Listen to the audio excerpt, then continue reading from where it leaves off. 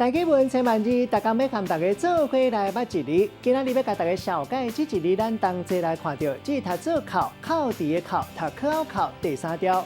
这个考就是为原来数目来减的意思。咱讲考题，猫曲流减嘛意思，像咱讲考压，就是反义以强制力量，甲减义反或者是证物先保留落来，这个动作就是考流。另外，借用字读做考，这是算碰西或者是面线的单位，像讲一口碰西，两口碰西，嘛有人讲是一个。带大家做过来小解这两个词。头一个读做考题，嘛有人读做考图。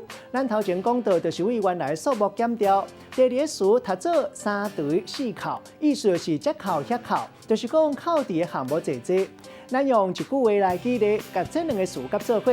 譬如讲，真侪物件起价钱哪来哪补，拄出社会少年家啊，生活所费都要三除四扣。若是搁扣掉厝税，所剩的就无够，车车无够，就无多拍官，莫怪想要加欠一寡，搁较无可能啊。今仔日小解这一日读做扣，另外一个借用字读做考，提供予观众朋友来参考。